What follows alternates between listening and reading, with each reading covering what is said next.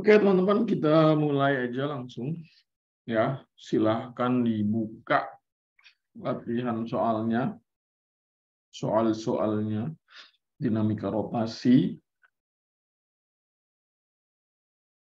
Sudah tersedia di Alternativa Station Hub. Jika belum ada yang dapat, gua kirim di sini.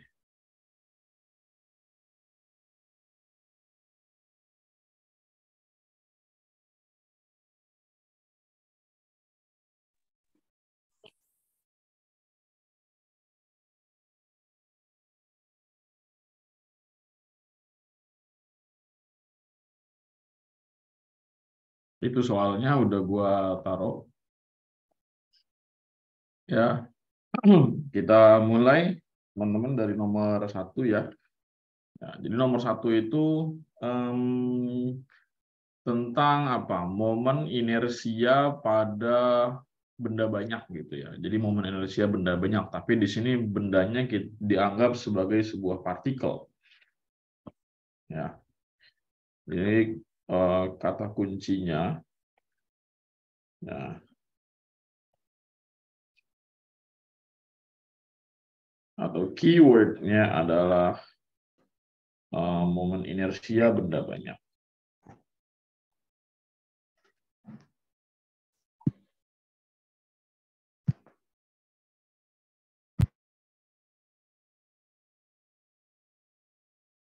Ya, momen inersia benda banyak. Tapi bendanya di sini dianggap sebagai sebuah partikel. Jadi ada 3 buah benda ya, bermassa.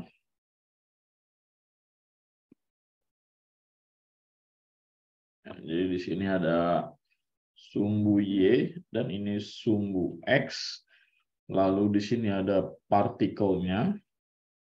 Ya, di sini ada partikelnya, partikel 2M, di sini partikel M, dan di sini partikel 3M. Ya, ini adalah 2M, ini adalah M, lalu ini 3M. Dari 2M ya ke poros tengah ya,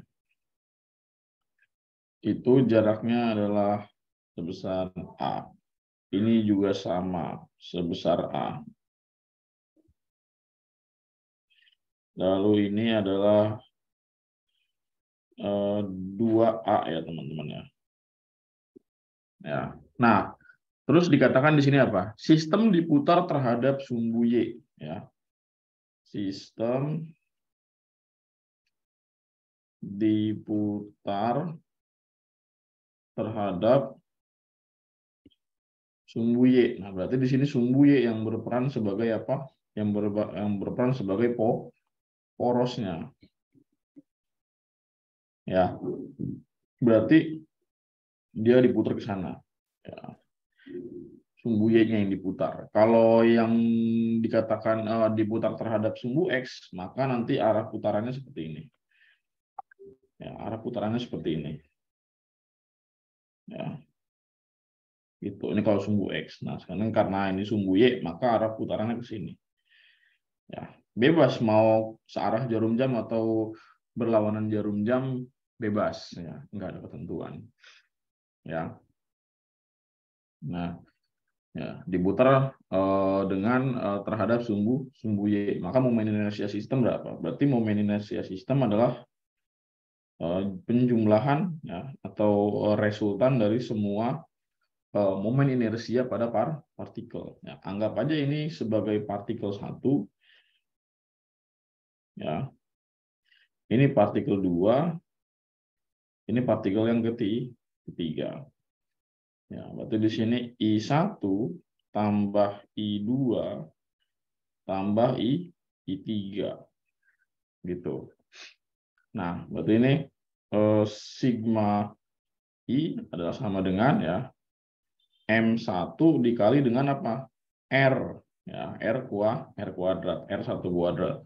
Ya, ingat kemarin ya bahwa momen inersia itu memiliki persamaan mr kuadrat untuk benda yang dianggap sebagai sebuah partikel. Lalu momen inersia yang kedua itu berapa? 0. kok bisa 0 Kak gitu kan. Nah, si partikel kedua atau 2M ini kan dia menempel di sumbu Y gitu kan. Kalau dia menempel di sumbu Y, sedangkan porosnya juga di sumbu Y atau dia diputarnya juga terhadap sumbu Y, ya, maka dia tidak memiliki momen inersia, ya. Karena momen inersia itu kan massa dikali R itu kan jaraknya terhadap poros kan, sedangkan ya porosnya dia sendiri gitu kan, dirinya sendiri jadi 0. Ditambah dengan I3 itu berarti ini M3 dikali R3 kuadrat gitu. Ini sigma I sama dengan M-nya adalah 3M, ya. R1-nya berapa? A. Ya, R1 itu berarti jarak dari benda satu ke sumbu Y, yaitu A. Ditambah dengan M3 itu M, ya, jaraknya adalah 2A. Jadi di sini 3MA kuadrat ditambah dengan 4MA kuadrat. Maka hasilnya adalah 7MA kuadrat. Satuannya adalah kilogram meter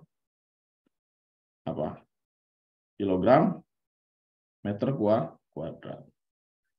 Jadi jawabannya adalah yang E. Kayak gitu ya teman-teman ya.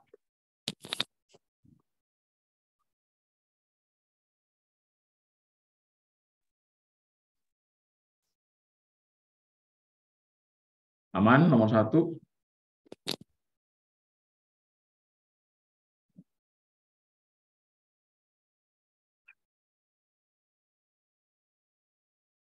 Wah, kopi hitam mantap banget. Nomor 2.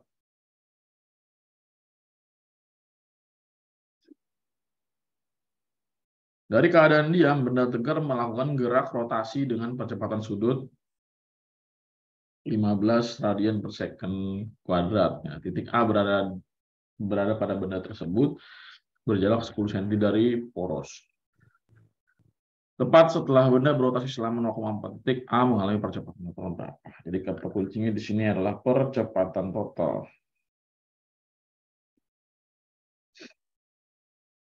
Ya, percepatan total. Ya, keyword.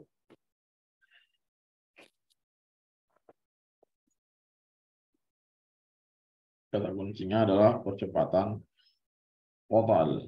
Ya. Nah, percepatan total itu apa? Nah, ntar kita lihat. Diketahui apa tadi percepatan sudutnya ya. Berarti di sini alfanya adalah 15 radian per second kuadrat. Terus titik A berada pada benda tersebut berjarak 10 cm. Langsung kita ubah menjadi meter, yaitu 0,1. Kemudian tepat setelah benda berotasi sama 0,4 detik. Berarti di sini T-nya adalah 0,4 second atau 0,4 detik. Ya, percepatan total itu apa? Nah, sekarang kita lihat. Ya, ini anggap sebuah benda tegarnya ya, yang melakukan gerak rotasi. Ya.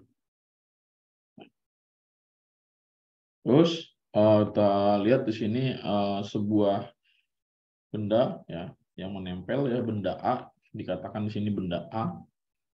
Ya. Terus berjarak apa? R ya.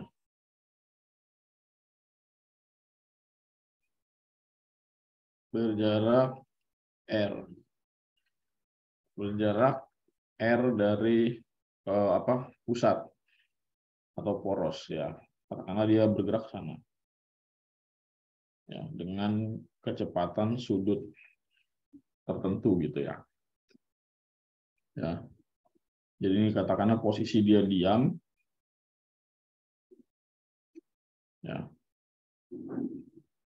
Jadi di sini dia bergerak dengan kecepatan sudut sebesar omega t. Nah, di sini dia diam. Berarti apa? Omega 0-nya adalah 0. Ya, kecepatan sudut awalnya adalah 0 gitu ya.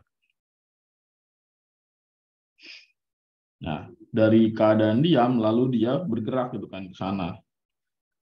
Ya kan? Bergerak sehingga dia bergerak dengan kecepatan sebesar omega t gitu kan. Karena dia mengalami perubahan kecepatan sudut, ya kan? Ya. Berarti dia mengalami juga percepatan sudut gitu kan, karena adanya perubahan gini ya, maka dia juga punya alfa atau percepatan sudut gitu kan. Nah, ya. Apa sih percepatan sudut percepatan total itu ditanyain ya. Nah, selama benda bergerak melingkar gitu kan ya. Jadi salah satu syarat benda bisa bergerak melingkar adalah memiliki percepatan sentripetal. Ya, apa itu percepatan sentripetal? Ya, percepatan sentripetal adalah percepatan yang arahnya menuju pusat. Ya, percepatan yang arahnya menuju pusat. Ya, pusat dari sebuah gerak melingkar ya teman-teman ya. Itu salah satu syarat sebuah benda bisa bergerak melingkar. Jadi ada sesuatu yang mempercepat dia gitu ya, yang arahnya menuju pusat. Nah, apa yang terjadi kalau misalkan sebuah benda yang diayunkan secara melingkar menggunakan tali gitu ya, lalu kemudian talinya terputus, ya berarti tidak ada percepatan sentripetal. Ya, kalau nggak ada percepatan sentripetal berarti nggak ada gaya sentripetal. Sebab itulah salah satu syarat terbentuknya gerak melingkar. Itu. Ya. Nah, adanya percepatan sentripetal. Ya, ini jari-jarinya. Nah, terus ya selain ada percepatan sentripetal, ada apa lagi? Ingat bahwa benda yang bergerak melingkar selain punya kecepatan sudut, ya dia juga punya apa? Kecepatan linear gitu kan, atau kelajuan linear gitu terhadap lintasan melingkarnya. Ya, nah, dia punya kecepatan linear terhadap apa? Terhadap lintasan melingkarnya gitu. Kalau dia punya kecepatan linear, maka dia juga punya percepatan linear atau percepatan yang disebut sebagai percepatan tangensial atau AT. Ya, jadi percepatan tangensial ada percepatan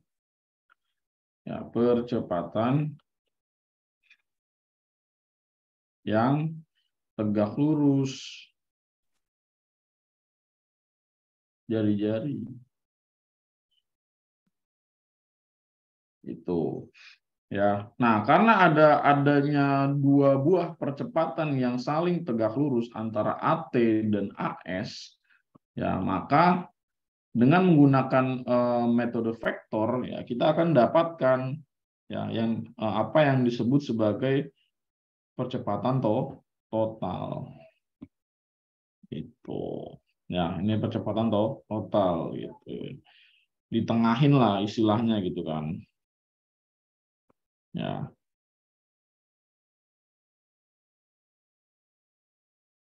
percepatan total atau A gitu ya. Ini kan saling tegak lurus nih mereka ya. Saling tegak lurus antara AT dan AS. Maka di tengah-tengahnya resultannya adalah A atau percepatan total. Nah, berarti dengan menggunakan vektor ya, dengan penjumlahan vektor,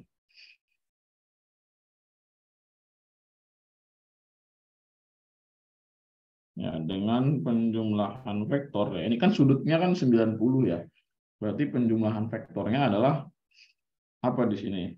AT sama dengan, A sama dengan apa? AT kuadrat ditambah dengan AS kuadrat. Karena kan di sini dihitungnya A sebagai segitiga sebagai sisi miring dari sebuah segitiga siku-siku. Kalau kita copot ya, kayak gini nanti bentuknya.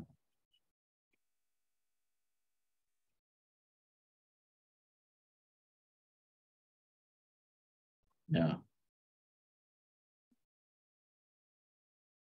Nah, ini adalah sudut siku-sikunya gitu ya. Ini adalah A, ini adalah AT, dan ini adalah AS gitu ya. Kayak gitu. Ya. Terus segitiga siku-siku. Ya, makanya A adalah penjumlahan gitu ya, secara Pitagoras lah istilahnya, vektornya gitu kan, Pitagoras. Nah, di sini berarti kita ada percepatan pada arah tangensial dan percepatan pada arah sentripetal gitu kan. Nah, ya, percepatan sentripetal ya kita cari dulu nih. Percepatan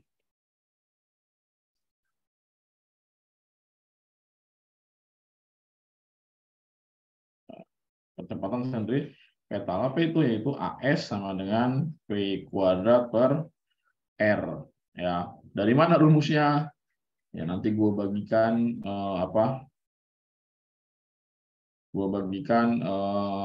gambarnya ya. Dari mana tadi ya? Dari ini. Nah, dari sini. Ya. Dari sini tuh dapat V kuadrat per R, udah terbukti.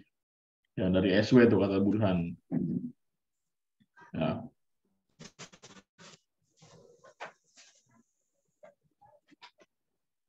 Ya. Jadi dapat ya V kuadrat per R gitu. Jadi AS ya sama dengan, nah V-nya ini berapa? V-nya kan kita nggak tahu. Ya, V-nya nggak tahu gitu kan. Yang tahu cuma R sama T. Nah, ya udah. Di sini petualangan kita mencari V gitu ya. Ya. Cari dulu apa namanya? Kecepatan linear.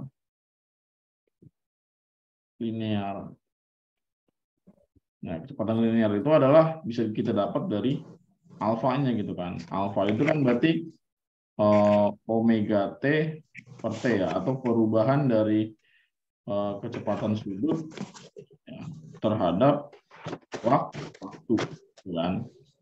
Nah, terus di sini kecepatan sudutnya kan dari omega T ya, dari 0 ke omega T gitu kan. Per T. Jadi alfanya tadi berapa? 15 ya. 15 sama dengan omega T-nya berapa? Gitu yang kita cari ya. Jadi omega T dikurang 0. 0 gue saya tulis. T-nya 0,4. Jadi omega T-nya adalah 15 dikali 0,4, 6 radian per second.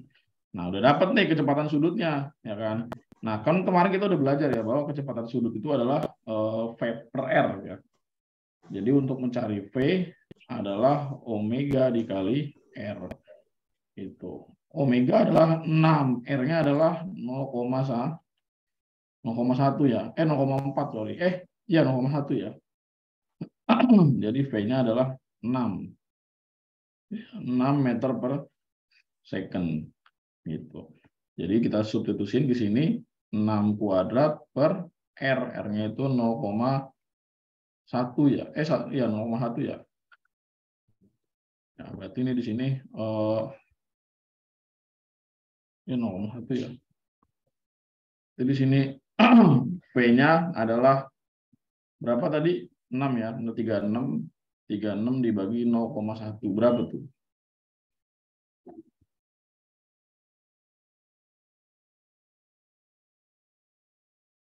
Berapa?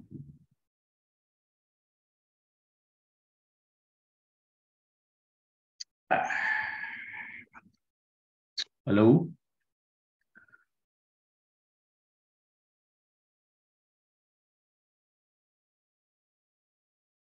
360 ya? Bentar. Salah gue di sini. Harus ini 0,6 anjay. Kalian diam aja. Kalian tertipu. Ya, di sini berarti 0,6 kuadrat dibagi R-nya 0,1 ya.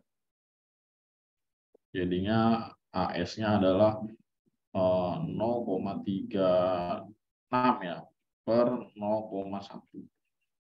Ya, berarti adalah 3,6. Satuannya meter per second kuadrat. Ini adalah percepatan sentripetal. Nah, kemudian percepatan tangensialnya. Ya, percepatan tangensial. Ya. Percepatan tangensial. Ya. Percepatan tangensial itu adalah alfa sama dengan A per R. Maka untuk mencari AT, ya, atau A tangensial adalah alfa dikali R. Alfanya berapa? 15 ya. R-nya 0,1. Jadi di sini 1,5 meter per second kuadrat. Maka langsung aja kita bablas. Jadi A sama dengan akar AT-nya tadi 1,5 kuadrat ditambah dengan 3,6 kuadrat. Ya.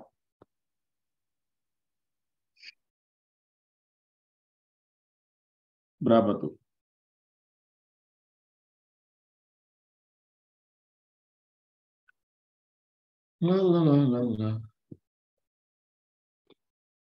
Kita pakai kalkulator.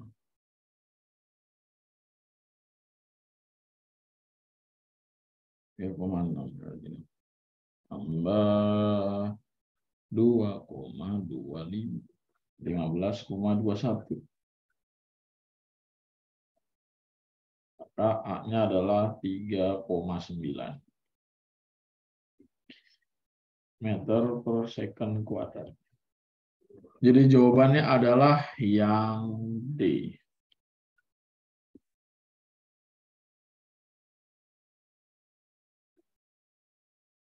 Gitu. Apa ada yang kurang jelas? Ya.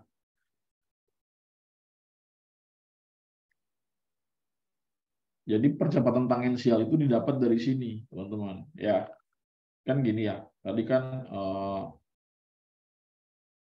gue pisahin di sini ya.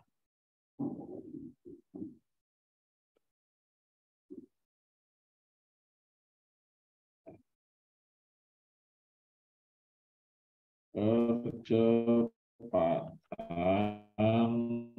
tangensial. Ya, kan alfa itu gini. Alfa adalah omega per T, ya kan? Gitu. Nah, terus alfa itu sama dengan omeganya itu kan apa tadi? Omega itu adalah P per R, ya kan? P per R per T. Jadi kita bisa tulis alfa sama dengan P per T dikali R. Nah, ini P per T ini, sorry. Ya. V per T ini itu adalah apa? Percepatan kan. Percepatan itu kan perubahan kecepatan terhadap waktu kan. Jadinya A per R gitu. Jadilah rumus percepatan tangensial. Jadinya alfa sama dengan A per R. Kayak gitu ya.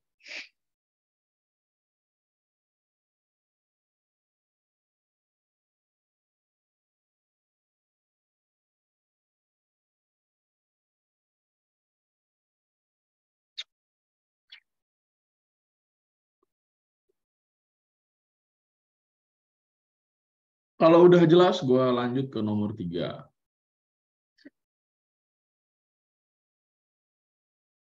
Sebenarnya sih, ya antara dua ya teman-teman ya. Antara memang sudah jelas atau nggak tahu apa yang mau ditanyain. Biasanya kayak gitu. Ya udah biasa gue ngajar fisika kayak gitu mah. Di perkuliahan juga begitu kok dosen. Kadang mahasiswa disuruh tanya diem gitu kan. Kenapa? Apakah memang sudah jelas? Nah, ternyata tidak. Karena bingung apa yang mau ditanya. Oke, nomor tiga. Nomor tiga itu kata kuncinya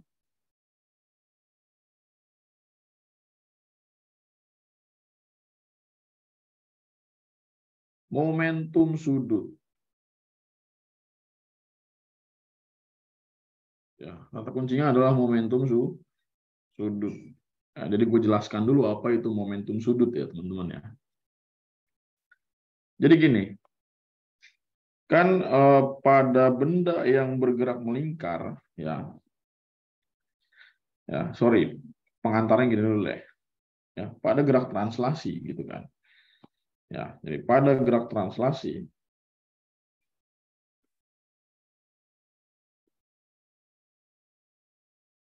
ya, pada gerak translasi, ya katakanlah ini ada sebuah benda, ya ada sebuah kotak ya.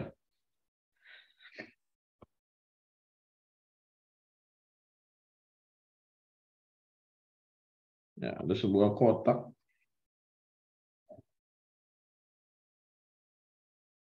Ya, kotak ini bermassa. Ya pasti bermassa ya. Jadi kotak bermassa ini kayak diberi gaya lah, atau didorong atau diapain gitu kan, sehingga dia bergerak ke kanan memiliki kecepatan. Maka momentum atau keadaan geraknya adalah massa dikali kecepatan. Jadi ini momentum pada gerak translasi. Ya, momentum pada apa? Pada gerak translasi. Nah, pada gerak rotasi, ya dia juga punya momentum, gitu kan? Katakanlah ini jari-jarinya. Ya, ini ada sebuah pusat, lalu di sini ada katakanlah sebuah kotak tuh teman-teman ya. Kotak ini diputar gitu. Kotak ini diikat dengan tali, ya lalu talinya diputar, gitu kan. Berjarak r, ya kotak ini punya massa juga kan, gitu. Nah, sedangkan pada gerak rotasi,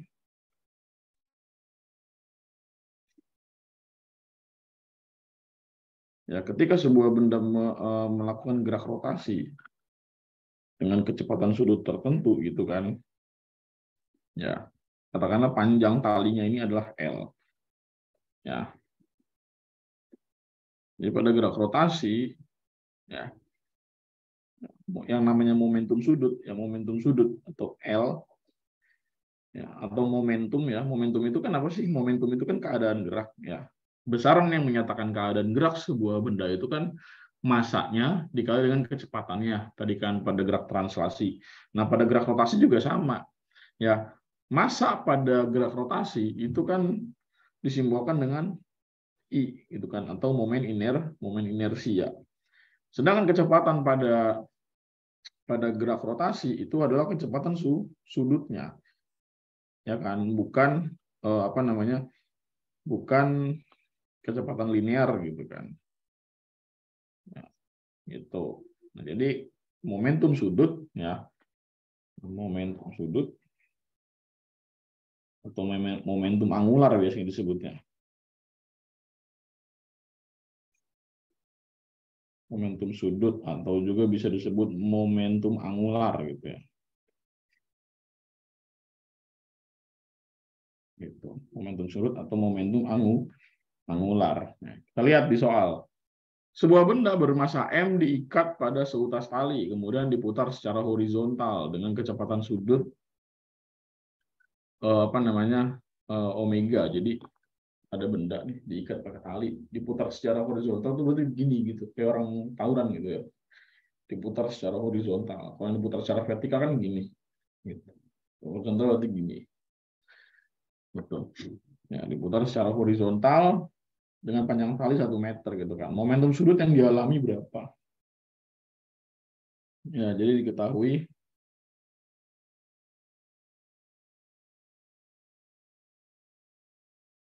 apa nih masanya ya.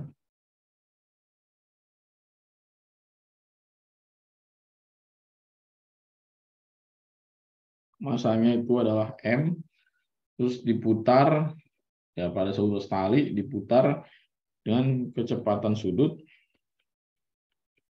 sebesar omega. Gitu. Panjang talinya 1 meter, ya.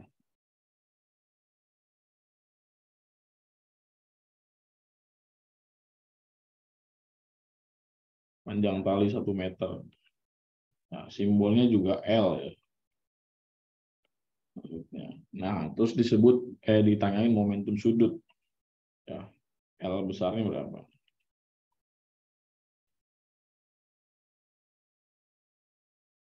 Ya, L itu kan I kali alfa kan? I kali alfa, I kali omega gitu kan? Ya, terus I-nya yang kita bongkar. I itu apa sih? I itu adalah MR kuadrat ya. Berarti di sini bendanya juga tidak disebutkan secara spesifik gitu ya. Jadi kita anggap di sini bendanya sebuah partikel. Jadinya MR kuadrat dikali omega. Ya, jadi ini M ya, R itu tadi bisa menyatakan panjang tali, bisa menyatakan jari-jari, maka R kita ganti dengan L. Jadi L kuadrat dikali omega. Jadi M dikali L kuadrat dikali omega. Ya. Ada yang ketukar nih opsinya.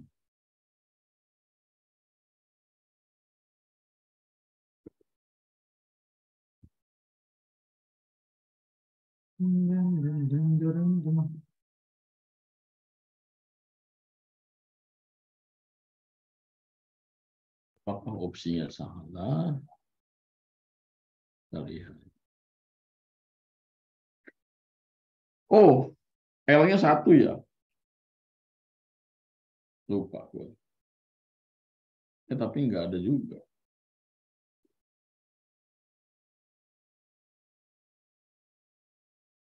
Look me in the eyes, tell me what you see. Perfect paradise, tell me the scenes. I so could escape.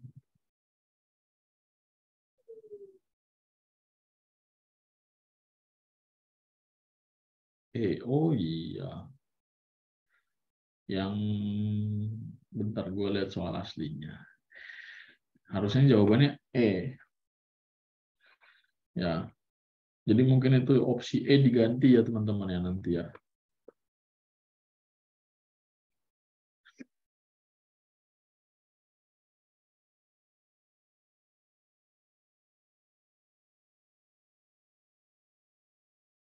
Nanti opsinya gue ganti, ini harusnya jawabannya.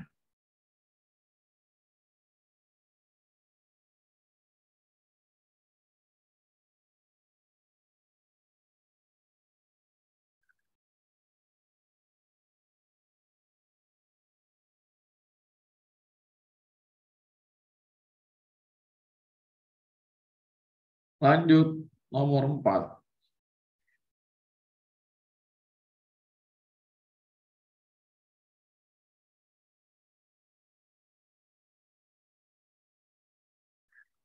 Benda A bermasa M diikat dengan tali yang panjangnya 1 meter.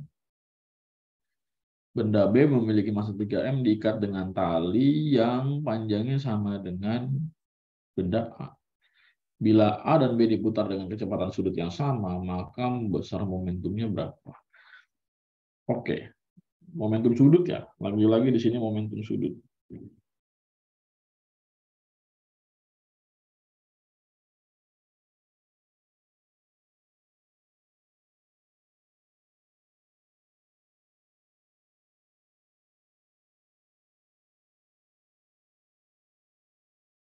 Kata kuncinya adalah momentum sudut. Kita lihat. Benda A bermasa M, jadi di sini MA itu adalah M. Panjang talinya sama dengan 1 meter. Terus benda B masanya 3M.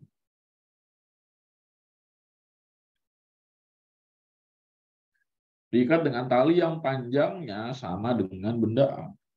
Oke, jadi di sini LB sama dengan 1 meter juga.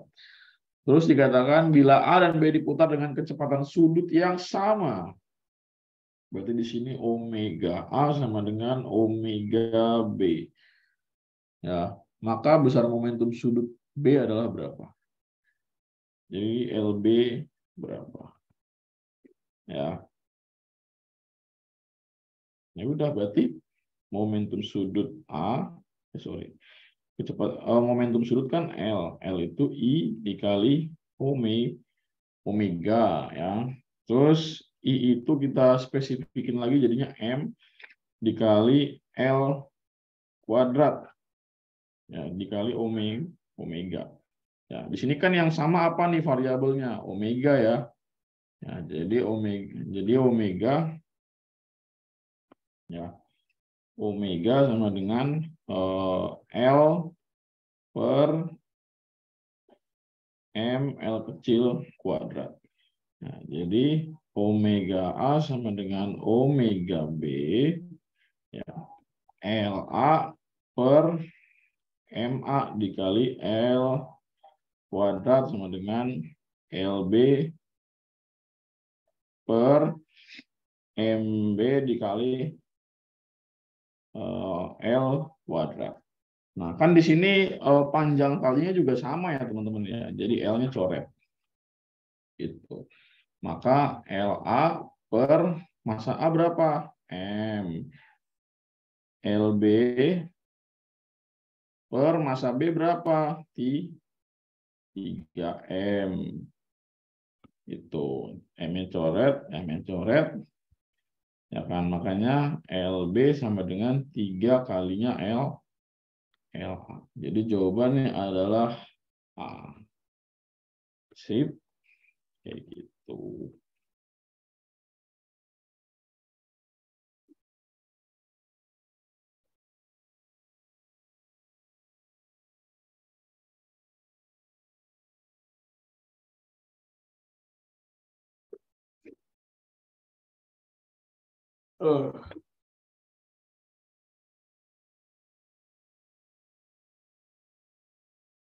Oke.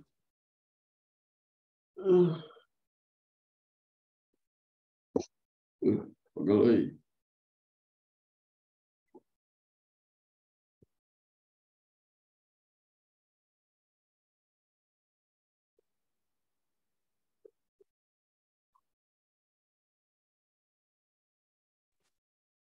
Lanjut nomor 5.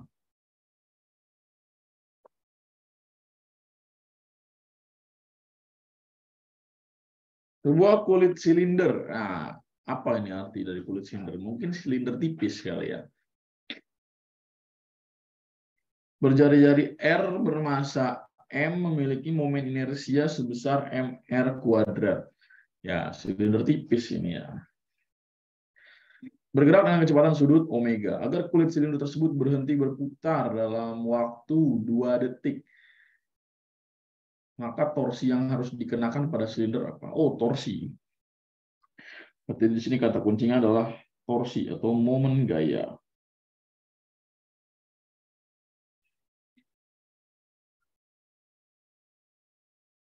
Torsi. Momen gaya. Ya, jadi gua tulis kata kuncinya itu adalah yang harus kalian pahami di soal gitu ya. Jadi kalian tuh harus ngeh kalau oh ini loh yang ditanyain gitu. Jadi kalian harus belajar itu gitu. Istilah baru gini ya, kulit silinder.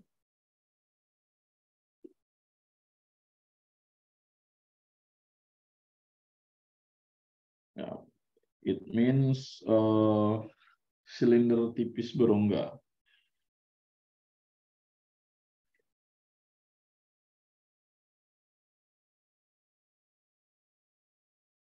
Ya, silinder tipis berongga. Di situ katanya jari-jari R. Terus massa A-nya adalah M. Momen inersia Ya, I aja langsung ya. I-nya sebesar mr kuadrat kilogram per meter persegi. Ya, harusnya nggak pakai per ya, kilogram meter persegi ya. Salah satuannya. Bergerak dengan kecepatan sudut omega.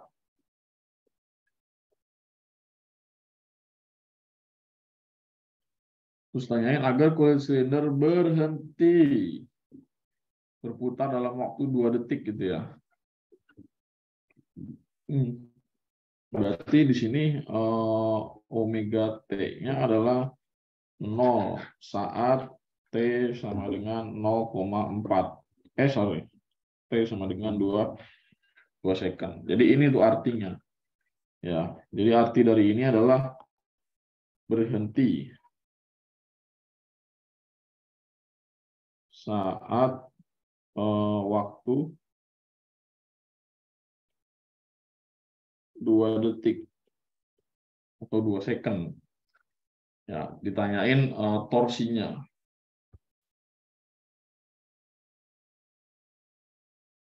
Itu. Torsinya berapa? Nah, kita lihat teman-teman. Torsi itu, ya. Torsi itu kan apa?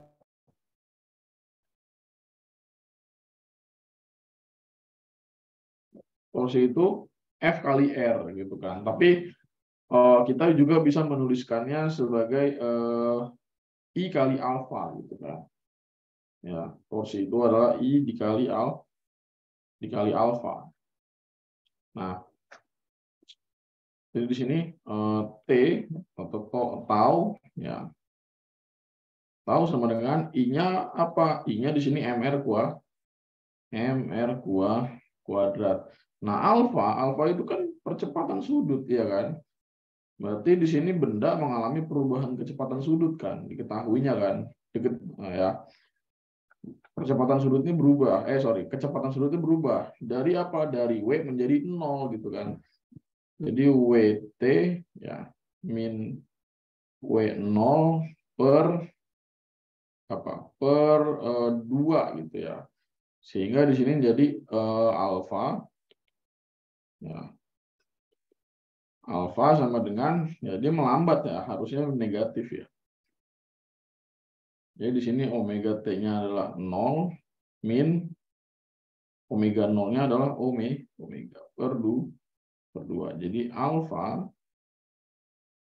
sama dengan min omega per 2. Jadi ketika disubstitusikan ya alfanya menjadi apa? Min omega per 2. Jadi jawabannya tahu adalah min mr kuadrat dikali omega ya per 2. Satuannya apa? Newton atau Newton meter? Ya, yang benar adalah Newton meter. Tanda negatif menunjukkan bahwa benda melambat. Rotasinya melambat.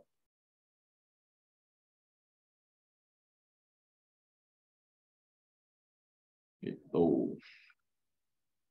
Jadi jawabannya adalah yang E. Sip. Jadi ngebayanginnya gini aja teman-teman. Roda nih lagi diputer gitu kan, lagi anteng-anteng muter, terus tiba-tiba kalian stop pakai tangan gitu kan, pasti kan rodanya berhenti gitu kan. Atau kalau misalkan rodanya berputarnya kencang, itu kan kalau kalian berusaha nahan, itu kan berarti kan roda melambat gitu kan. Ya, tangan kalian memberikan torsi gitu kan, terus rodanya melambat, terus berhenti. Gitu. Atau ini juga sama seperti mekanisme ketika motor kalian itu direm, ya kan. Pada awal kan roda berputar gitu kan, berputar sangat kencang gitu kan. Lalu kemudian kalian pelan-pelan tekan rem, ya motor melambat hingga akhirnya berhenti atau omega T-nya 0. Kayak gitu. Jelas?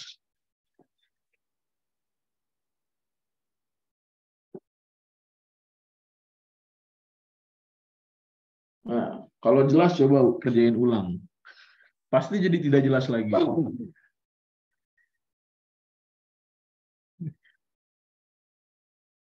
Yang tadinya jelas jadi tidak jelas lagi.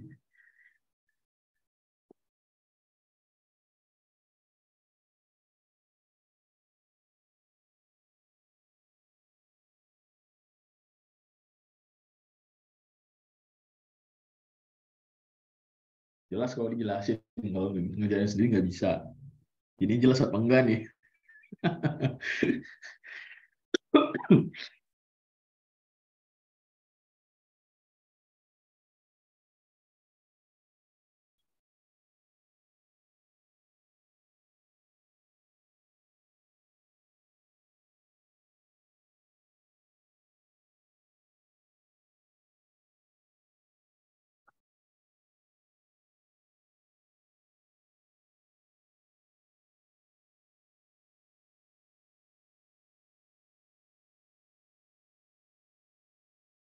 Paling tahu semua rumusnya. Iya, makanya kenapa airdrop-nya itu ada berupa playlist gitu kan, nyatat playlist dari YouTube, yaitu berbagai apa sebagai bentuk pemenuhan kalian akan materi gitu kan, materi tambahan. Sebab kan kalau nungguin kelas kan lama gitu.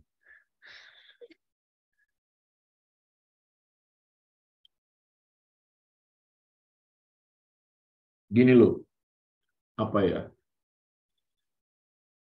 beberapa kesalahan para anak-anak SMA dalam belajar fisika. Yang pertama, salah berpikir. Jadi kita belum ngomongin rumus dulu, nih. Kita belum ngomongin hitung, tapi salah berpikir. Ya, salah berpikirnya apa? Salah berpikirnya dari semua yang dipaparkan oleh buku, dipaparkan oleh guru, dipaparkan oleh tutor, yang dilihat cuman rumusnya doang. Ya, jadi sekian banyaknya penjelasan, yang jadi sorotan sama dia itu rumusnya doang. Makanya takut gitu kan. Makanya takut duluan ketika apa ini rumusnya gitu kan. Apakah ini harus gua hafal gitu? Salah, bukan begitu teman-teman. Cara belajarnya itu jangan kayak gitu ya. Ya, jadi pantesan aja lu dari kelas 10 ya gitu-gitu aja gitu. Karena apa ya? Ya karena rumusnya doang yang dilihat, salah kalau kayak gitu. Gitu kan. Yang kedua, ditambah lagi, diperparah lagi dengan mungkin dari beberapa dari kalian memiliki kemampuan matematika yang kurang baik gitu kan. Entah disebabkan karena memang dirinya malas atau mendapatkan guru yang kurang enak gitu kan. Atau mungkin dapat guru yang nggak enak tapi diperparah dengan dirinya sendiri yang malas gitu kan. Ya, udahlah guru kurang jelas, dirinya sendiri malas. Bencana gitu kayak gitu. Ya.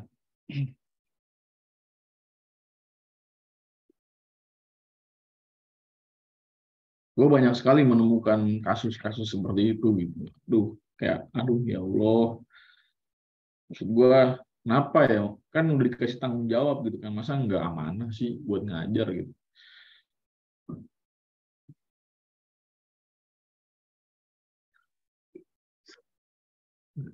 Jadinya kesian kalian gitu kan, kalian mau masuk mandiri butuh belajar fisika gitu, atau kalian mungkin nanti di sekolah katakanlah ada ujian juga kan, ntar giliran nilainya jelek kan, mungkin kalian bisa disalahin atau gimana ya, serba salah jadi siswa gitu kan, gurunya bisa disalahin enggak juga jadinya. Iya, ya gue paling bukannya apa sistem apa ya, sistem kepegawaian di Indonesia tuh stratanya tuh kuat banget gitu, nggak egaliter gitu. Jadi ada senior dan junior gitu. Junior nggak boleh berontak ke senior gitu.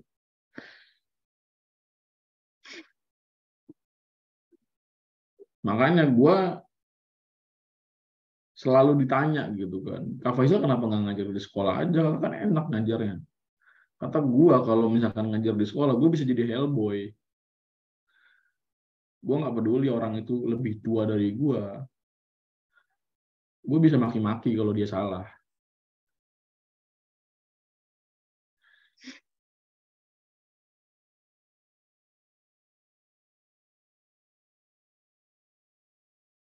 Kayaknya gue nggak mau itu terjadi gitu. Nanti takutnya malah ngerusak gue, ngerusak keluarga gue gitu kan dengan sikap gue yang seperti itu ya. Makanya gue akhirnya lebih lebih memilih untuk tidak terlibat di institusi pendidikan di Indonesia secara resmi gitu ya. Ya, ayo pon PPL udah dibuka nih gitu kan. Ayo jadi guru di sekolah enak lo gitu-gitu dan sebagainya.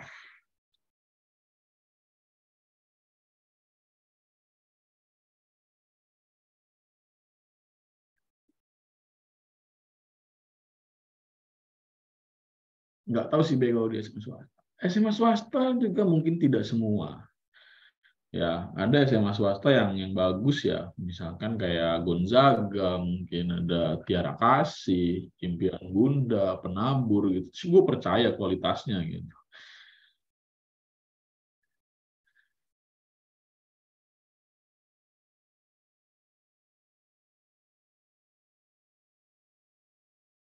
Gue sangat tidak tahan dengan sistem birokrasi di sekolah negeri gitu kan.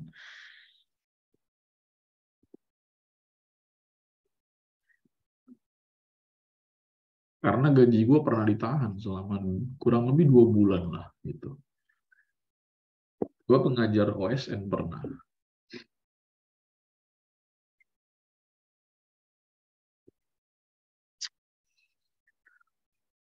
Gue nggak tahu salah gue kenapa bisa bisa tunda gitu pembayarannya. Ya, terus gue nagih kan, ya wajar dong kalau gue nagih hak gue gitu kan. Sebab gue butuh buat keluarga, gue tulang punggung keluarga gitu kan. Satu-satunya yang nyari nafkah gue di sini gitu kan. Ya gue butuh. Begitu gue datang ke sekolahan, terus malah diomongin gitu kan. Kebetulan kan gue sama Imam bareng nih, cuman Imam beda. Imam kan dia ngajar debat gitu. Kata Imam gue diomongin gitu sama gue sama Bu Anu lah gitu, diomongin. Katanya gue mau duitnya doang gitu. Nah, dalam hati gue, ya kalian juga kan kalau gajinya turun atau telat datang kan juga teriak-teriak kan ke pemerintah gitu kan. Masa saya nggak boleh gitu.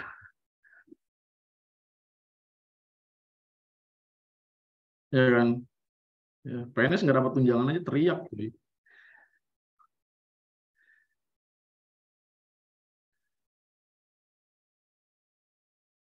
Makanya gue sampai kapanpun nggak akan mau nerima lagi lah tawaran dari SMA negeri. Halus,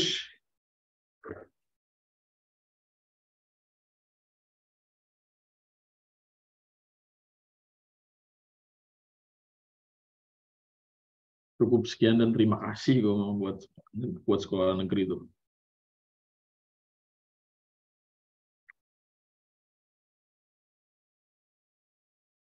Tapi ada juga sekolah negeri yang menurut gue kualitas pelayanannya terhadap ini bagus, ada.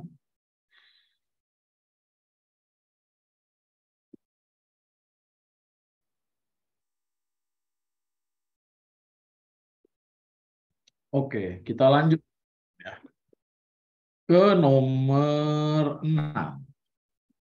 Ya, nomor 6, nomor 6.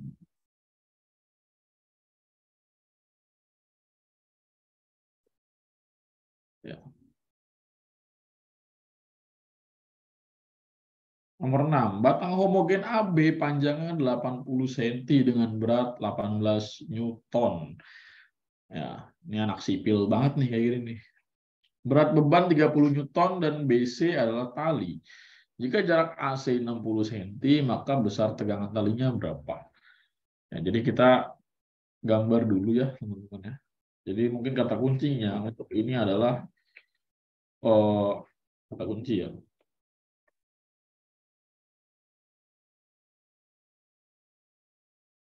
keseimbangan statis.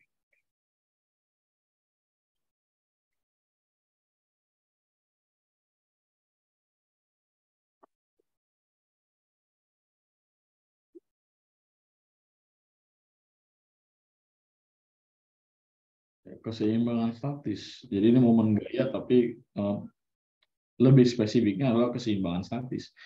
Jadi keseimbangan statis itu maksudnya adalah apa? Torsi yang bekerja pada sistem harus nol. Ya.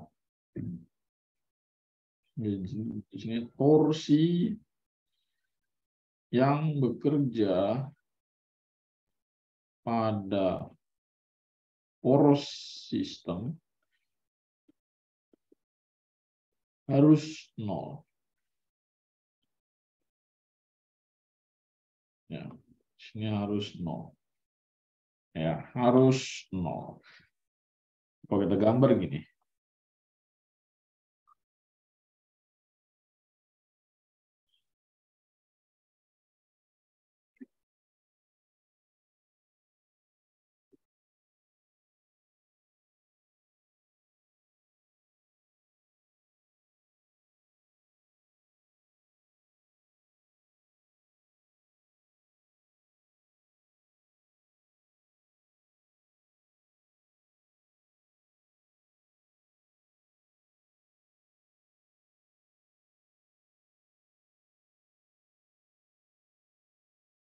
Terus di sini itu adalah tumpuannya, porosnya. Ini poros. Ya. Lalu di ujungnya itu ada beban.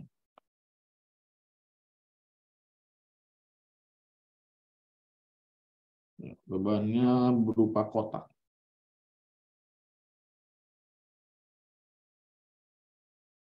Ini titik A, ini titik B. Lalu kemudian ada tali di sini yang menempel pada ujung.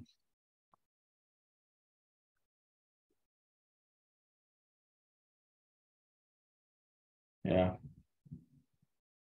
ini titik C gitu ya. Ya, jadi yang paling utama adalah kayak gini. Gue jelasin dulu. Ya, jadi maksudnya apa? Torsi yang bekerja pada poros sistem harus nol. Soalnya kalau torsi yang bekerja pada poros ini tidak nol, ya berarti apa? Nanti sistem bergerak gitu kan, bergerak berotasi gitu kan. Ini akan bergerak ke bawah gitu kan. Bebannya akan bergerak ke bawah. Dia akan melakukan gerak rotasi porosnya. Makanya torsinya harus itu. Itu ya. Jadi torsinya harus nol. Kita lihat di sini, kita gambar dulu ya. Gambar arah gaya pada gaya berat, ya kan? Ya, di sini beban. Ya, berarti di sini WB. Ya. Terus karena batangnya itu homogen itu berarti batangnya itu ya cuma satu jenis bentuknya, bukan dari gabungan dari beberapa benda gitu ya. Terus dia punya berat gitu kan, berarti pusat masanya itu ada di tengah. Ya, jadi batang juga memberikan gaya berat yang kita beri nama WB besar aja ya. Itu. Terus ada gaya tegang tali di sini. T gitu kan. Nah, terus membentuk sudut sebesar theta di sini. Ya. Nah, karena gaya tegang talinya ini kan miring gitu ya, maka kita harus buat proyeksinya terhadap horizontal. Gitu. Jadi kita buat proyeksinya seperti ini. Ya.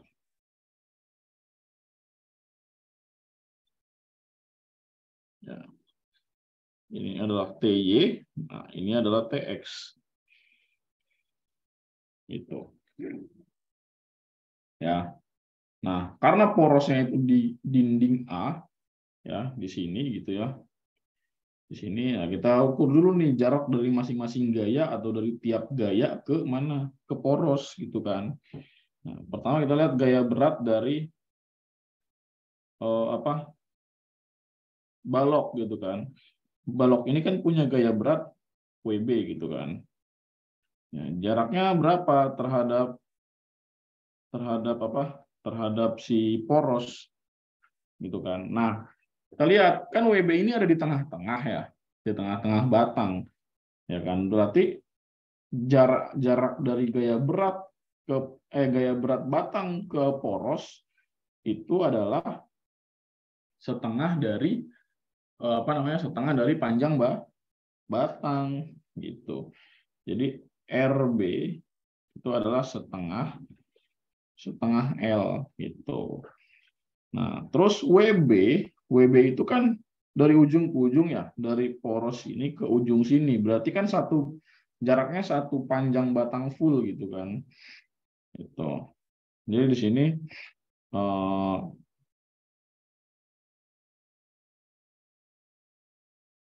ya panjang batang full ya atau kita sebut di sini RB kecil ya, itu adalah L gitu ya. Nah, langsung kita hitung ya, karena tadi torsinya harus 0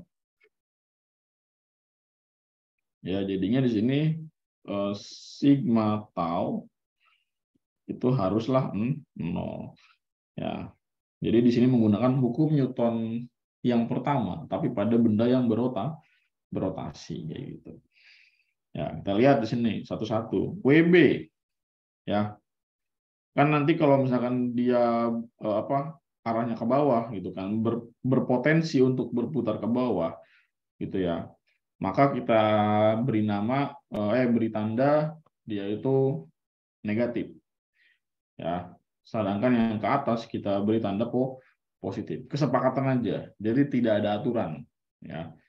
Jadi yang ke sana atau ke atas itu tandanya positif, sedangkan yang ke bawah itu tandanya adalah negatif. Ingat, buat yang nonton record, ingat, ini bukan kewajiban. Kalau lu mau lakukan sebaliknya, ke atas negatif, ke bawah positif, boleh.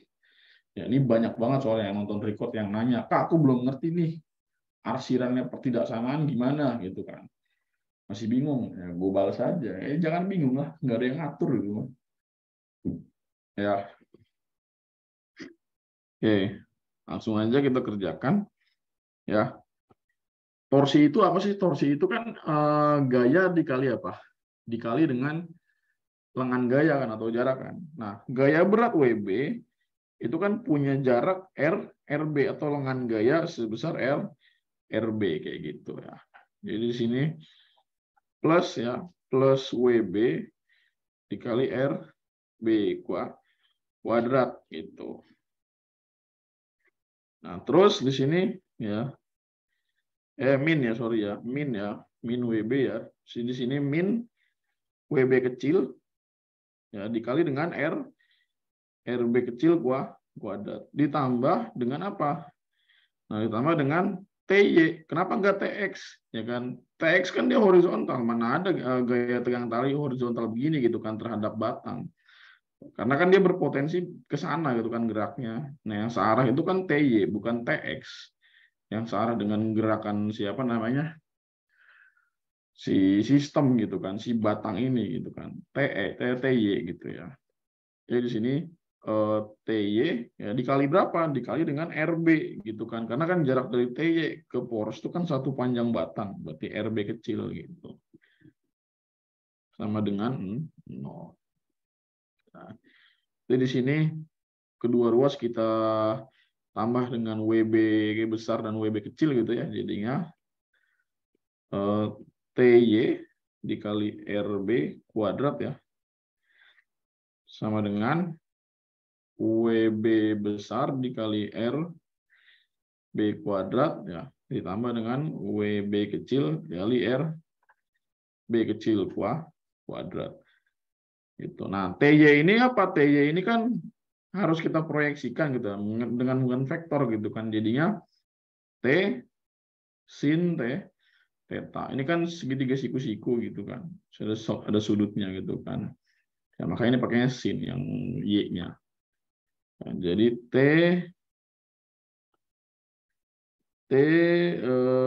sin theta dikali RB kuadrat sama dengan ya, WB dikali RB kuadrat plus WB dikali RB kuadrat. Nah, maka Ya. Untuk mencari T adalah WB besar dikali RB kuadrat tambah WB kecil RB kecil kuadrat. Per ya, sin theta dikali RB kuadrat. Nah, sekarang kita masukin satu-satu gitu kan. Nah,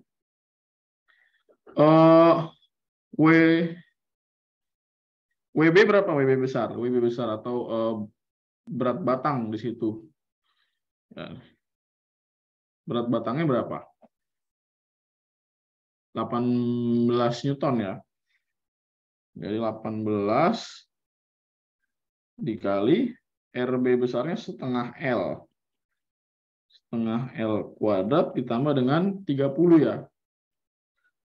30 dikali RB kecilnya L kuadrat per sin theta. Nah, sin theta-nya berapa nih? Emang ada sudutnya? Ayo. Bagaimana cara menemukan sudut? Nah, di sini kan nggak ada sudutnya teman-teman ya. Tapi di sini ada keterangannya. Keterangan apa? Keterangan bahwa panjang dari AB dan AC gitu ya.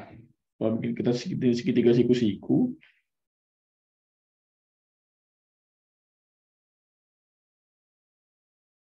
ya, ya. Panjang di sini B, di sini C, di sini A. Ya, panjang AB 80 cm ya. Terus panjang AC 60 cm. 60 cm. Nah, dengan menggunakan triple Pythagoras ini dapat 100 cm. Gitu. Nah, berarti sin theta, sinnya berapa? Sin itu kan dmi ya. Berarti D per mi, berarti 0,6 gitu. Jadi di sini sin tetanya 0,6 dikali RB. RB-nya berapa? L kuadrat. T sama dengan 18 dikali setengah kuadrat apa? Seperempat L kuadrat ditambah 30 L kuadrat per berapa? 0,6 L kuadrat. Gitu. Jadi T sama dengan 18 dikali seperempat, berarti 9/2, berarti 4,5 ya.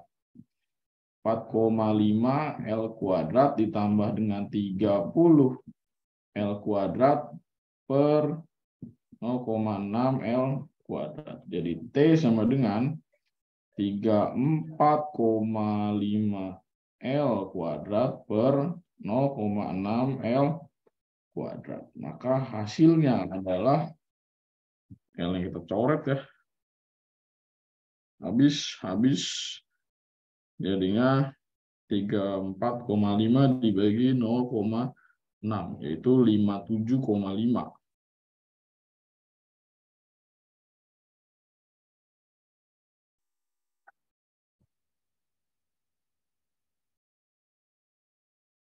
Newton. Apakah ada? Oh, apa nih?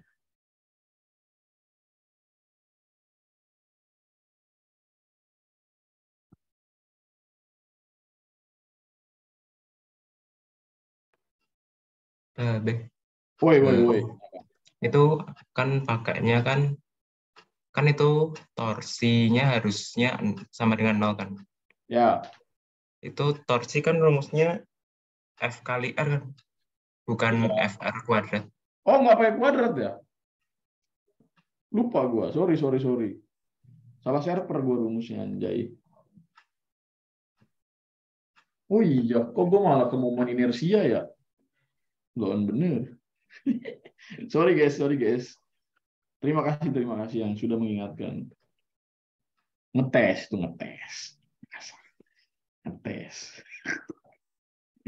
Tes fokus. Ngetes. 1/2 L ya. Oh iya, nggak pakai kuadrat.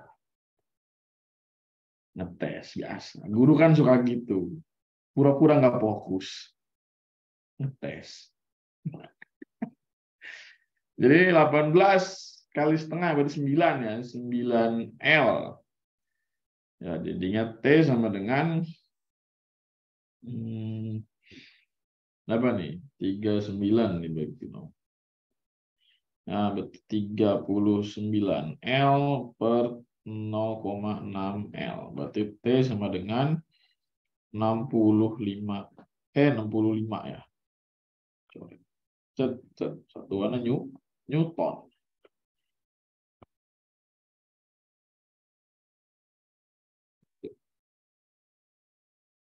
Jadi jawabannya D.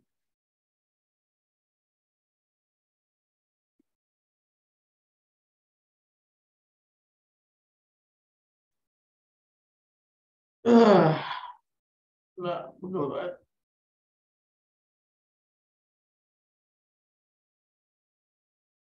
Silakan diterka-terka.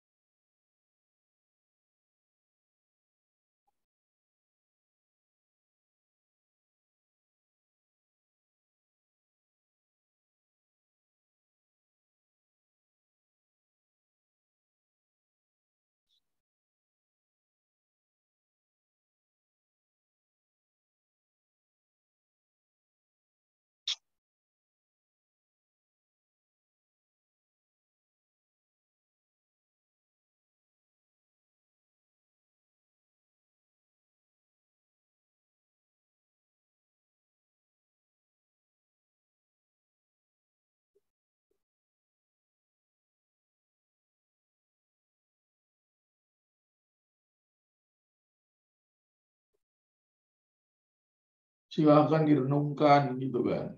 Dari mana dapatnya? Dari mana dapatnya?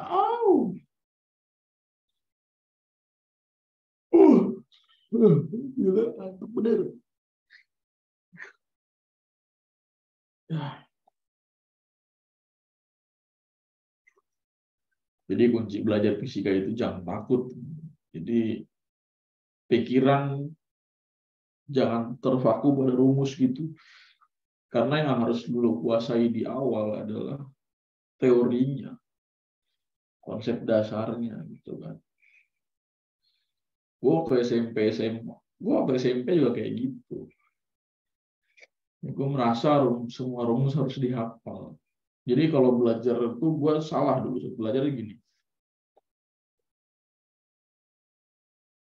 WB itu gaya berat, WB besar itu gaya berat batangnya.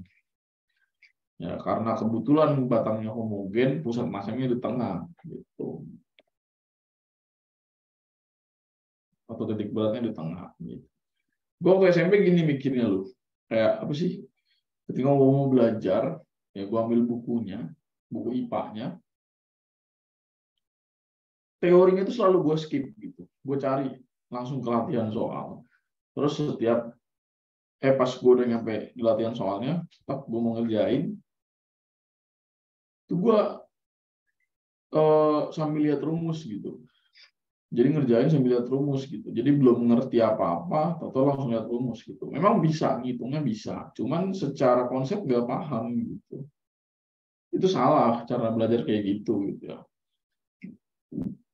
Jadi yang masih mempertahankan gaya belajar seperti itu, tolong diubah gitu ya. Salah kayak gitu. Karena ya nggak akan mempan dipakai ke simak ataupun utul ya. Gue bang kadang gitu ya salah. Coba tolong diubah Mirza kebiasaannya. Karena soal utul dan simak itu bukan tipe soal yang ketika ada soal nih, ya ketika lu lihat rumus lu langsung bisa ngerjain. Enggak, oh sorry, tidak seperti itu. Makanya kan yang masuk UGM itu kan pasti yang bagus-bagus gitu kan, yang nalarnya jalan gitu.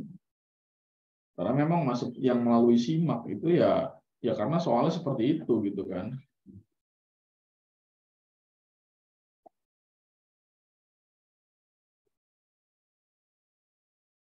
Ya, contohin gaya belajar LPB.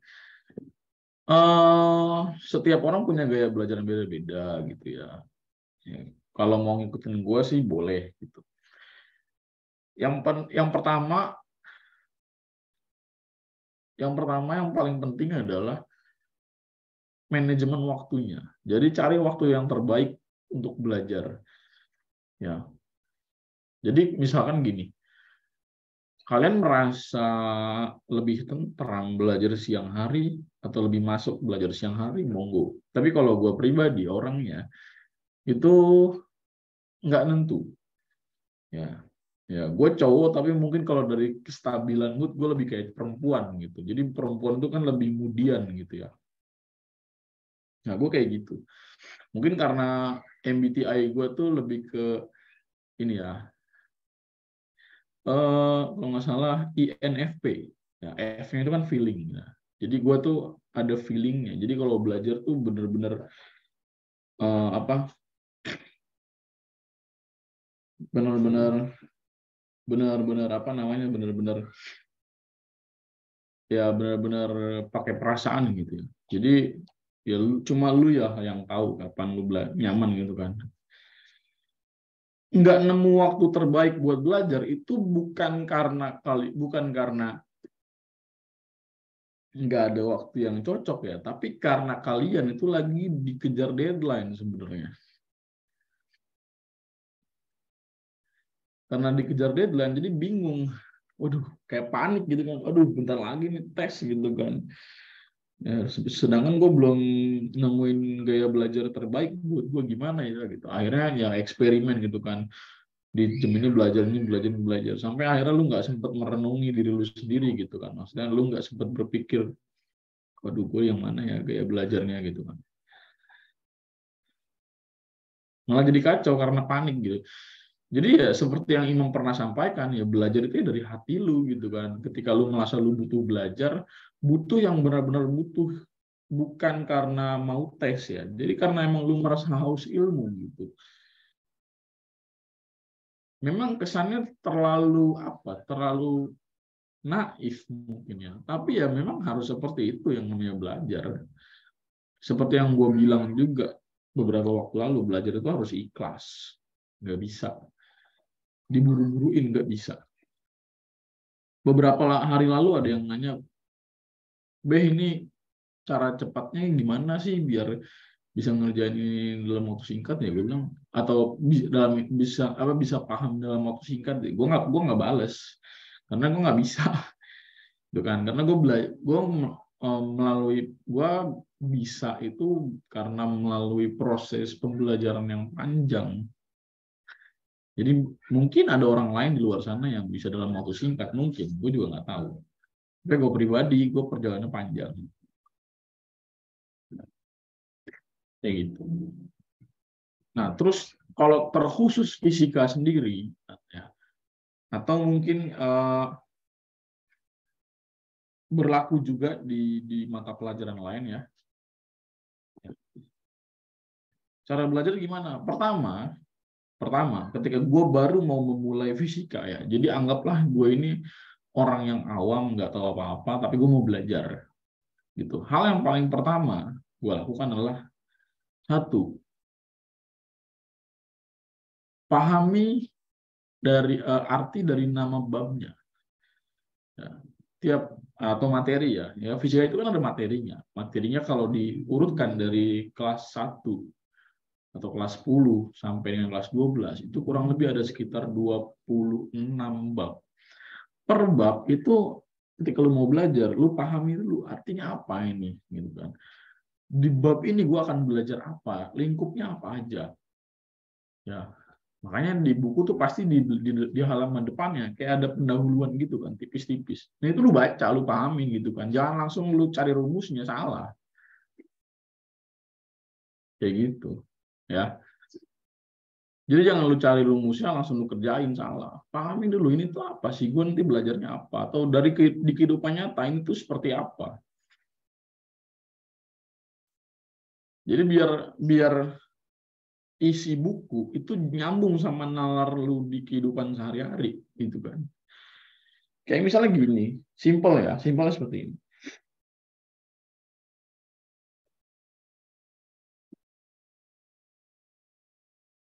Kecepatan itu apa sih? Kecepatan itu apa? Ada yang bisa mendefinisikan kecepatan?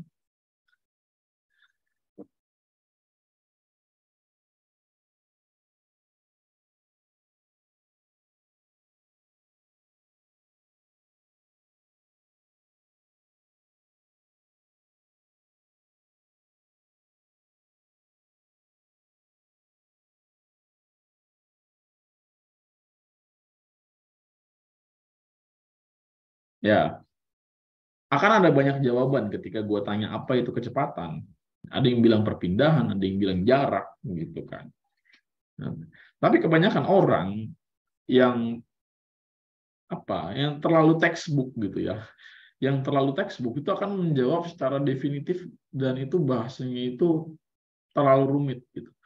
Kayak kecepatan adalah bla bla bla bla bla bla bla bla dijelasin secara rinci gitu. Tapi ketika diminta untuk menjelaskan secara sederhana dia nggak bisa gitu. Karena ya dia baca itu dari buku atau dari internet. Tapi ketika menjelaskan dengan bahasanya sendiri dia nggak bisa gitu. Gitu. Ya. Jadi yang benar dari kecepatan itu apa? Perubahan posisi terhadap waktu. Ya. Lu mau pakai definisi lain nggak apa-apa. Tapi intinya adalah perubahan posisi terhadap waktu. Ya. Jadi yang nggak boleh diubah adalah apa? Perubahan posisi. Banyak banget yang bilang kecepatan itu jarak. Ya. Banyak banget yang bilang bahwa kecepatan itu jarak. Termasuk guru SD. Guru SD itu bilang bahwa kecepatan itu jarak dibagi waktu.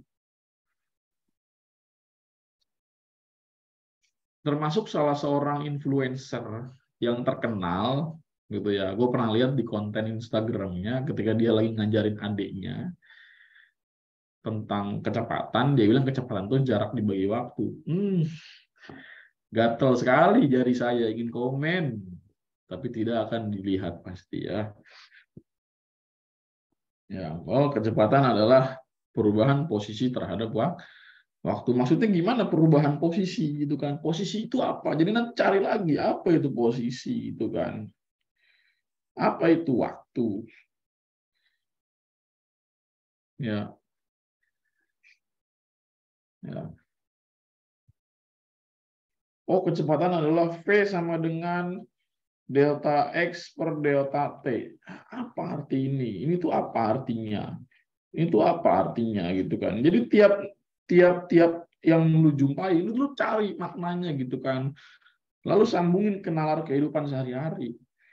Gitu kan, kehidupan sehari-hari. Dengan sangat sederhana aja. Kehidupan sehari-hari. Gitu. Ya kan? Ya kayak misal gini. Oh,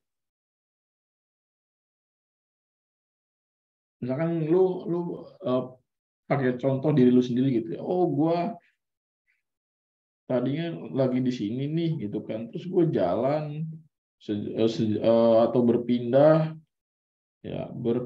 sejauh katakanlah 10 meter gitu kan. Oh, dari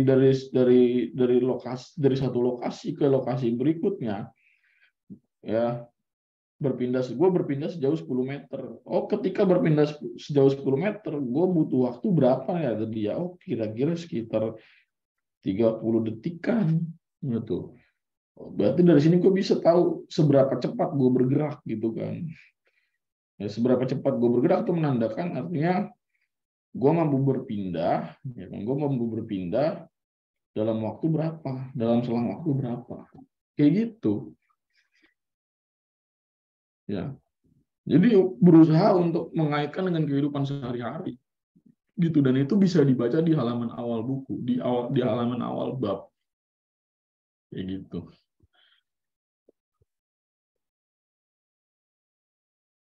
Ada buku yang uh, ada penjelasan kayak gitunya di awal, ada juga yang nggak ada gitu kan. Ya, tapi gue lebih suka buku-buku luar negeri, termasuk Halidai Resnik gitu kan. Di depannya itu pasti ada ada prafasenya gitu kan. Ya, ada pengantarnya, kata pengantarnya. Kata pengantar itu seperti apa, tentang bab yang mau dipelajari itu apa, kayak gitu. Ya, jadi setiap besaran gitu ya, lu cari asal usulnya, ini tuh definisinya apa gitu. Ya, jadi definisi dulu nih, terus lu sangkut pautkan dengan kehidupan sehari-hari, baru ke rumusnya, kayak gitu caranya. Ya, catat baik-baik atau ingat baik-baik konsep belajarnya. Ya, pahami besarannya, ya, atau pahami nama babnya, terus baca gitu ya, ya baca kata pengantarnya gitu kan. Kata pengantar itu nanti memuat logika berpikir di kehidupan sehari-harinya dan sangkut pautnya dengan bab gitu kan. Baru pahami besaran-besarannya, ya baru ke rumusnya, kayak gitu. Kayak gitu. Terus matematika apa yang harus dikuasai? Ya simpel aja, aljabar sama eksponen itu. Gitu kan. Aljabar, eksponen, bentuk akar sama trigono. Kalau lu mau lebih advance lagi, fungsi, turunan, integral, 7. Sama vektor dari 8 gitu kan. Tapi kan fisika di SMA nggak sekompleks itu. Gitu kan. Lu cuma butuh aljabar, eksponen sama bilangan bentuk akar, udah 3 itu aja.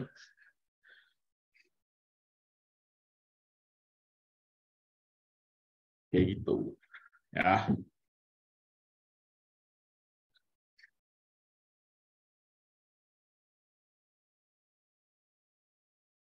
Ya mungkin terkesan terlambat mengetahui caranya. Cuman yang nggak ada kata terlambat menurut gua. Itu bisa lu lakukan di kemudian hari. Ya, jadi jangan insecure.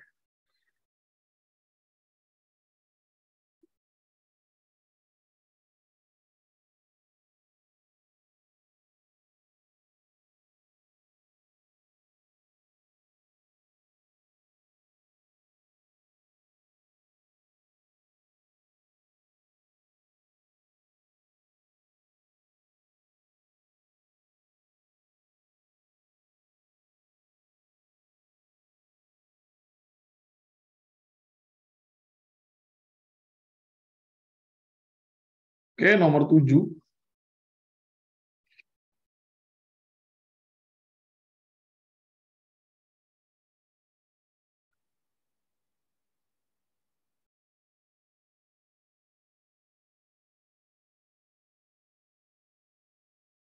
Yang nomor 7.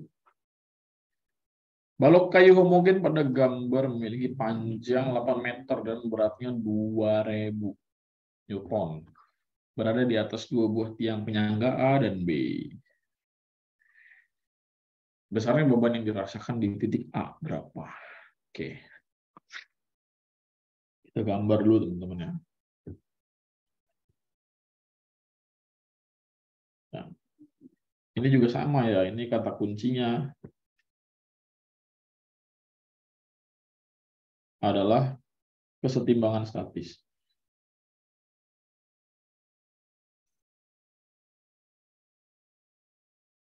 Ya. Jadi benda tidak diam gitu ya. Tidak diam, tidak bergerak gitu. Diam karena adanya kesetimbangan statis ya. Di apa? Kesetimbangan antar torsi tiap titik gitu ya. Jadi kalau kita gambar,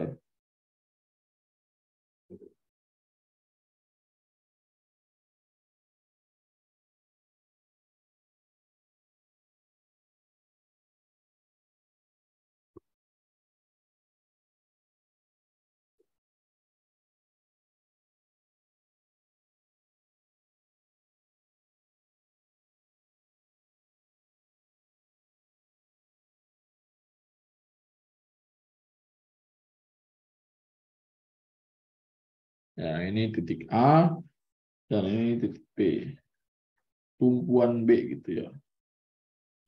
Ini tumpuan A dan ini tumpuan B. Ya, terus panjangnya 8 meter. Ya.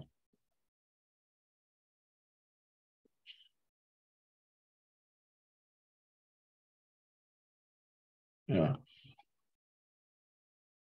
8 meter. Terus jarak dari A ke ujung lebarnya ini sekitar 3 meteran. Terus ini 1 meter. Nah, jangan lupa ya kan, batang juga punya apa? Punya titik beratnya gitu kan.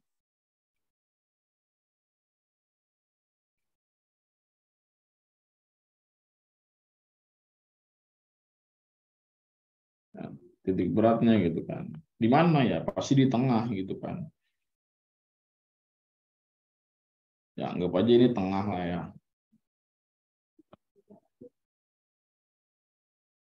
Nah, tengahnya itu adalah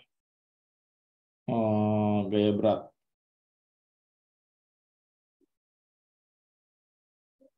Batang gitu ya. Nah, ini kan balok gitu ya, baloknya atau batang itu kan menekan tumpuan A. Nah, tumpuan A itu kan akan memberikan apa? Akan memberikan yang namanya gaya normal, gitu. Gaya normal yang arahnya ke atas atau tegak lurus dari bidang, gitu. Berarti ini NA atau gaya normal A. Nah, tumpuan B juga sama, dia punya gaya normal, yaitu NB. Gitu ya. Nah, terus diketahui apa di sini? Panjang batang ya. L-nya itu adalah 8 meter. Terus berat kayunya 2000 Newton. Ya. Sini tanyain apa besarnya beban yang dirasakan di titik A, atau berarti di sini gaya normal di titik A berapa? Kayak gitu.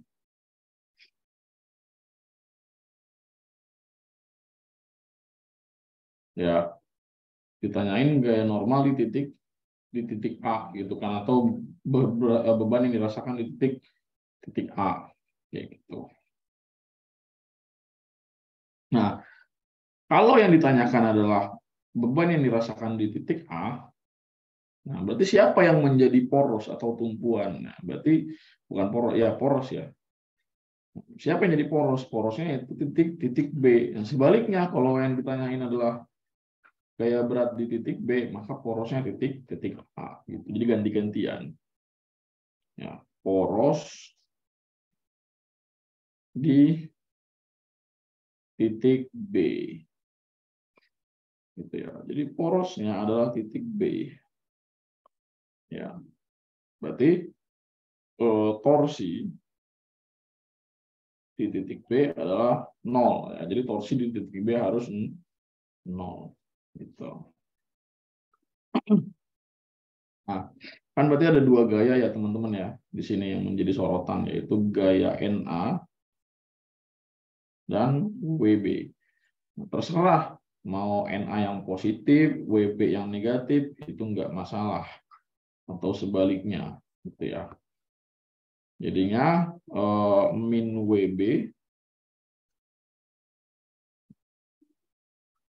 dikali dengan R, gitu ya. R siapa? RB ya. Ditambah dengan NA dikali dengan RA sama dengan 0. Maka NA dikali RA sama dengan WB dikali RB. Maka untuk mencari NA adalah WB dikali RB per RA. WB-nya berapa? WB-nya adalah 2000 ya. RB-nya jarak dari titik tengah ke poros A ke poros B berapa? Ya. Kita lihat kan jarak dari Jarak dari A ke pinggir itu 3 meter.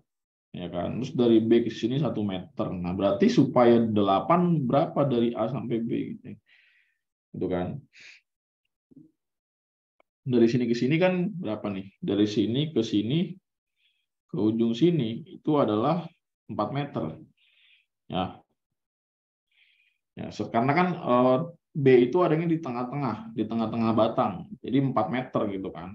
Nah, karena dari sini ke sini 4 meter, maka dari WB ke ke B besar, ke tumpuan B itu 3 meter. Gitu. Ya. Jadinya dikali per RA-nya berapa? RA-nya berarti jarak dari A ke B ya. Ya, berapa jarak dari A ke B? Ya. Kan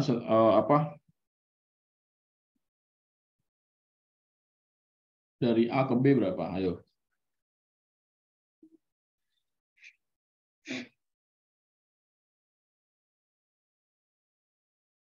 Kan dari sini ke sini 3, ya kan? Kalau ini 3, berarti dari sini ke sini supaya 4 berarti 1 ya. 1 meter. Gitu. Berarti 1 ditambah 3 berapa? 4 gitu. Nah, dari sini ke sini itu 1 meter. Maka dari A sampai B itu 4 meter. Gitu. Berarti dibagi 4. Berapa? Berarti 2000 dibagi 4, 500 ya. 500 dikali 3. Berapa? 1500 Newton. Gitu.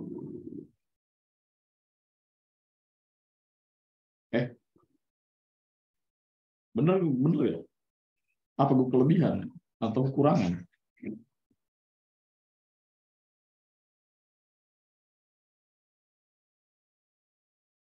Kalau gue kurang teliti bilang ya. Harusnya sih benar.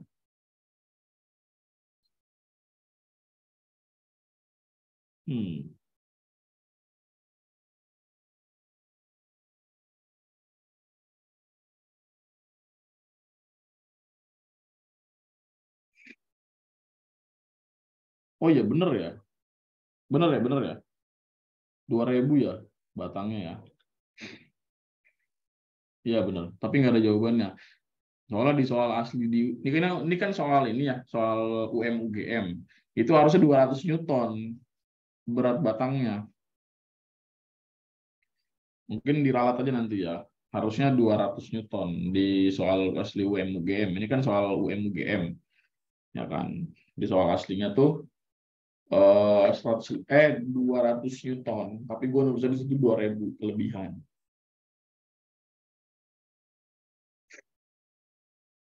Tapi yang penting esensinya kalian paham dari mana didapat. Kayak gitu.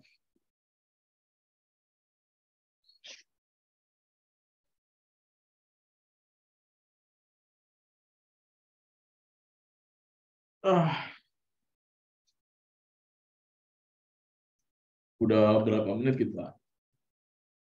100 menit ya ada ya? Udah mau 2 jam.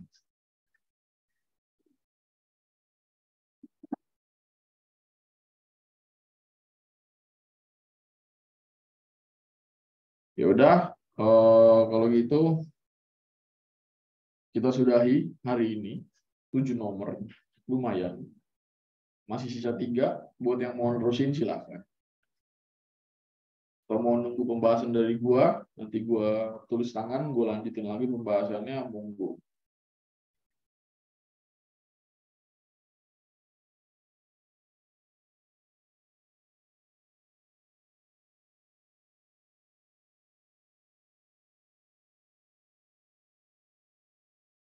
Ya. Bertahan sampai 35 orang.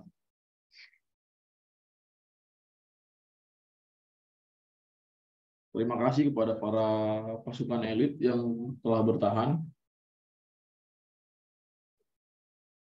Calon pasukan elit ya, calon pasukan elit yang bertahan hingga detik ini.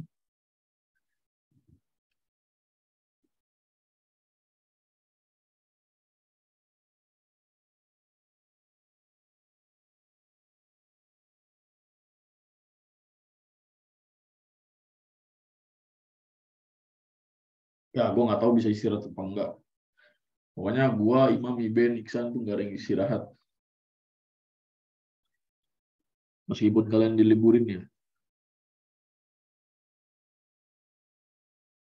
pasti ada yang gue persiapkan. Ya bikin soal TO dan sebagainya gitu. Ya begitulah lika-liku kehidupan. Oke,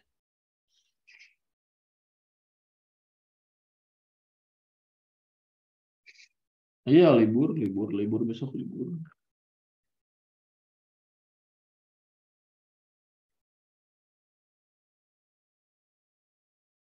Oke, sampai jumpa di lain kesempatan.